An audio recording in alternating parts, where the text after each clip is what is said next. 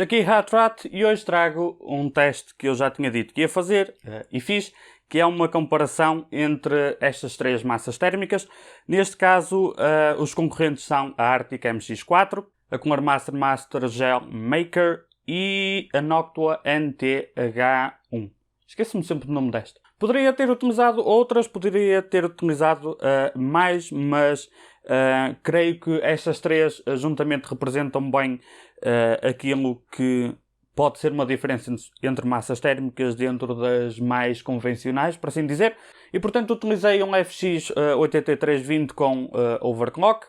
Ativei o overclock que eu tinha lá de 4.5 e depois dei voltagem a mais só para aumentar propositadamente o TDP. E portanto é um processador de origem com TDP alto, overclock e voltagem mais propositadamente faz com que tenhamos aqui um TDP altíssimo, portanto se houver alguma diferença é aqui que se vai notar, ok? Mas já lá vamos a isso também, que é importante para a conclusão. E portanto utilizei o Water Cooler 240 da Deepcool. Nos três testes apliquei propositadamente um pouquinho de massa térmica mais que o necessário, só para ter 100% a certeza que iria cobrir toda a área, e depois confirmei ao remover que tinha coberto todo o processador e caía um bocadinho por fora a toda a volta. Uma coisa mínima a mais só para garantir. Ainda que eu saiba de antemão que mesmo que faltasse um bocadinho de massa térmica num canto, a diferença seria minúscula se chegasse a existir diferença, mas descargo consciência. E portanto o que eu fiz foi deixar a máquina ligada durante, não sei, algum tempo. Se calhar para aí uma hora, ficou ligado só para a temperatura ficar normalizada, por assim dizer. Coloquei um sistema altamente avançado de refrigeração de VRMs, que é pousar uma ventoinha em cima. Isto porque eu sei que naquela motherboard, a partir de um certo consumo de energia, se houver zero airflow na VRM, começa a haver um ligeiro risco de throttle por causa da temperatura da VRM. Neste caso em particular, eu acompanhei, houve zero throttle durante todos os testes. Nem sei se a ventoinha era necessária, mas por um simples não, já está lá. E portanto deixei a máquina ligada durante algum tempo antes de começar o primeiro teste. Depois os testes duraram mais ou menos meia hora. Não foi certinho, um foi 28 minutos, houve outro que durou 31, ou o que é que foi, ou whatever. Que também foi tempo a mais que o necessário, porque inclusivamente por estar fora da caixa e por eu ter ligado o computador antes de começar os testes, eles mais ou menos, nem 10 minutos era necessário, mas mais ou menos 10 minutos a temperatura atingia o seu máximo e depois o resto do tempo nunca mais subiu, em nenhum dos casos, mas já que eu fiz o primeiro teste assim, fiz os outros iguais. Entre os testes, naturalmente desligava a máquina para trocar a massa térmica, mas depois deixava mais ou menos 15 minutos ela ligada em idle, só para as temperaturas voltarem ao estado normal, sem stress test, ok? Para começar todos os testes mais ou menos com a mesma temperatura do processador, inclusivamente medi com o termómetro a laser, este aqui, só para ver se as temperaturas ali na zona à volta do processador estavam iguais antes de começar o teste. Também não é que fosse fazer assim grande diferença, eu sei que não, mas como eu sei que massas térmicas é muito difícil encontrar a diferença entre elas, eu quis um terreno limpo, por assim dizer, antes de começar, e portanto foi isso que eu fiz. As ventoinhas eu deixei propositadamente sempre a 100%, ok? Isto para fazer com que a única variável entre os testes seja garantidamente a massa térmica. Outra variável é a temperatura ambiente, e para facilitar desta vez eu pus só aqui a temperatura delta, ou seja, a temperatura ambiente subtraindo a temperatura do processador, porque é por aí que vamos ver a diferença. E para os novatos em hardware, não achem estranho a temperatura estranhamente baixa, porque eu utilizei um FX e a temperatura detectada nos FX tem um offset que é mais ou menos um mistério, exatamente qual é o offset. O que acontece é que a temperatura registada pelo processador é inferior àquela que ele realmente está a trabalhar. Ainda assim, quando marca, por exemplo, 50 e a seguir marca 55, efetivamente significa que houve um aumento de 5 graus na temperatura, apesar desse offset. Só para contexto, para quem é mais recente nisto, mais novo nisto, ok? E portanto, temperatura delta aqui apenas para simplificar a coisa. e os resultados estão aqui. A NTH1 teve uma temperatura de 28, uma temperatura delta de 28.4, a MX4 29.7 e a Master Gel Maker de 27.6. Portanto, tecnicamente, a que teve um desempenho inferior foi a MX4 e tecnicamente a que teve um desempenho superior foi a Master Gel Maker.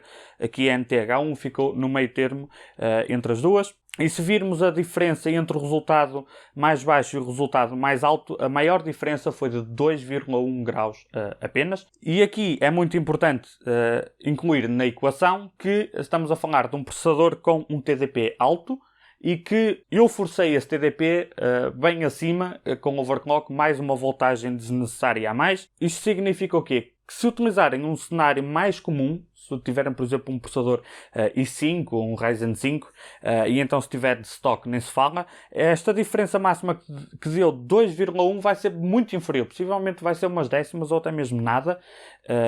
Ok? Portanto, quanto maior o TDP, mais se começa a haver pequenas diferenças. Ok?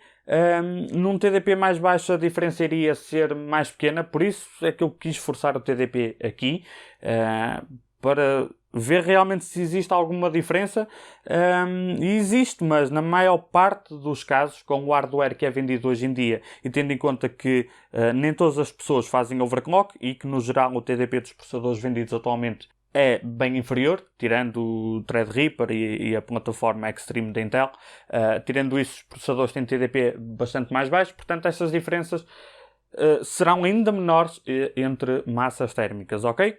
Depois, outra coisa, antes que alguém pergunte, a questão que às vezes se fala nas massas térmicas do chamado tempo de cura. Esta indica nas especificações que tem 0 tempo de cura. Eu utilizei todas estas para uso diário antes deste teste, ok?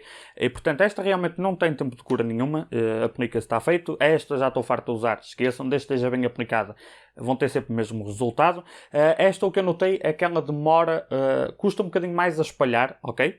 Se colocarem massa térmica do dissipador em cima e tirarem logo, ela vai estar ainda muito concentrada no centro, ao contrário, por exemplo, desta que espalha muito mais facilmente.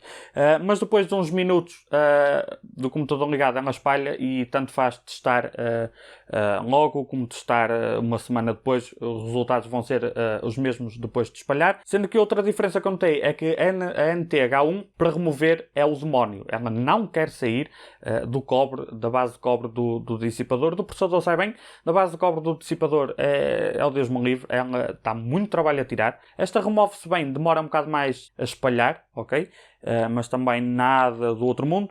E esta é a que eu costumo usar mais frequentemente, porque esta é muito simples de espalhar e muito simples de remover. Portanto, apesar desta, tecnicamente, no teste que eu fiz aqui, ser um niquinho inferior, ela espalha e remove-se tão facilmente que eu, como estou constantemente a inventar, gosto de usar a MX4 porque é sempre siga. Mesmo sem álcool, sai quase toda, depois só um bocadinho de álcool ao fim e ela sai toda.